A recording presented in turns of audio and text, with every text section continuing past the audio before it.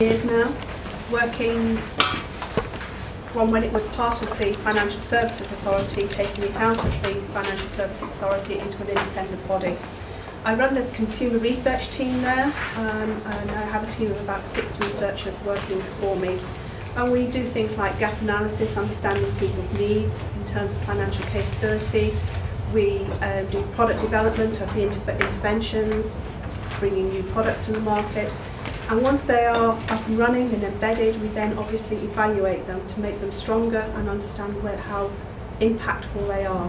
So I've got quite a lot of experience built up, and I've tried various things over the last few years to find out what works, what doesn't, what's robust, and understand how you have to flex what you're doing depending on the intervention. There is not a single solution here, and you have to be pragmatic. So what I'm going to do today is I've brought a few slides with me, but I'm actually just going to try and talk round some of them and give you some of my experience as well. Okay, so first of all, why evaluate? Well, various reasons, but overall what you want to do is make sure that you actually improve the interventions that you've got going on, or the programmes of work that you've got going on, so that you reach as many people as you possibly can, and also that they are as impactful as they possibly can be. And those are the 2 primary objectives of why you might evaluate something. But there are other things as well. You've got to consider the individual. So think about the person who is actually going through the intervention or the programme. What is it to them? What are the benefits to them? What would they get out of an evaluation? So for some things it might be actually they're going to be included. It might be the intervention might be aimed at reducing debt. It might be actually making ends meet so they have more disposable income. It might be actually that they're going to have reduced stress, they're going to get better sleep. And that's quite important. Don't underestimate those emotions and those feelings, as well as the actual physical, tangible benefits that an individual will get.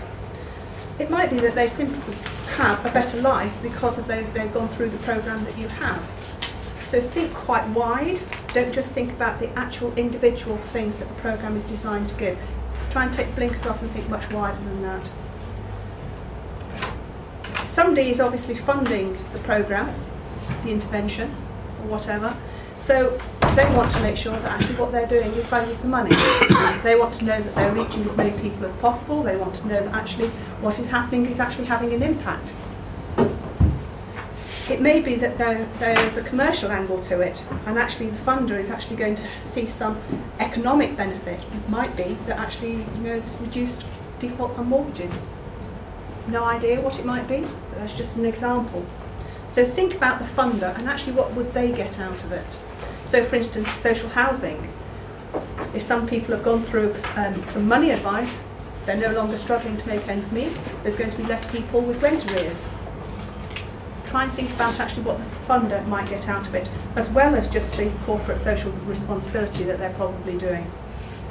And also, moving on, you've then got society. What does society as a whole get out of it? I've put some things up there actually that you might have not have thought about before. Reduced crime, better health.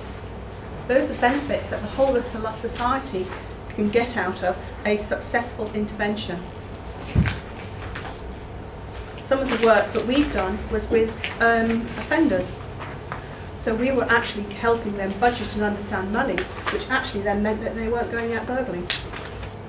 So it can actually have a big, wide effect on society. Think about the economy as a whole. If people are stressed about their money, they're often taking time off work. They're seeing their GP, and their GP is signing them off. That means they're not working. That has a knock-on effect on the economy. So if we can stop people taking time off work and they're working, that has an effect of increased revenue for whoever they work for, and increased revenue for taxation. Take it one step further. That then tips us into what happens, what's the benefit for government as a whole. Increased revenue from taxation, because companies are operating better. Less benefits being paid out. If people are actually working, there's less benefits being paid out. and there's less being paid out on healthcare as well if people aren't so stressed.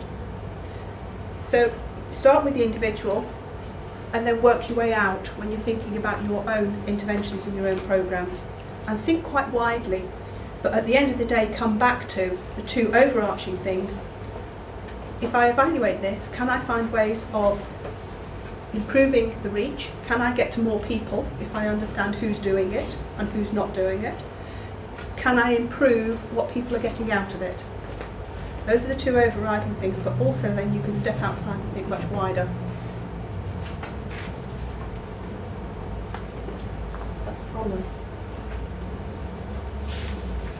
Okay, how do we evaluate? The first thing that I would say to you is, and this is really difficult to get to, is please try and define what success looks like before designing the evaluation. So if you've got an intervention going on or a program going on, when that's being sort of thought about and designed, try and pipe up with that little question, what does success look like? What are you trying to actually do out of this? If you're not the people who are designing the intervention and somebody else is, try and keep putting that question on the table and say, okay, what is it that you think is going to happen as a result of this? What do you want to happen as a result of this?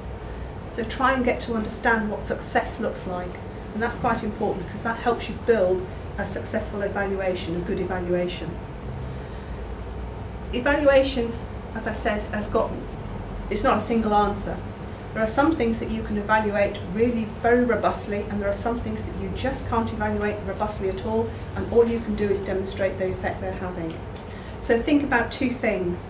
Think about, can I measure what's happening? Can I be robust about that?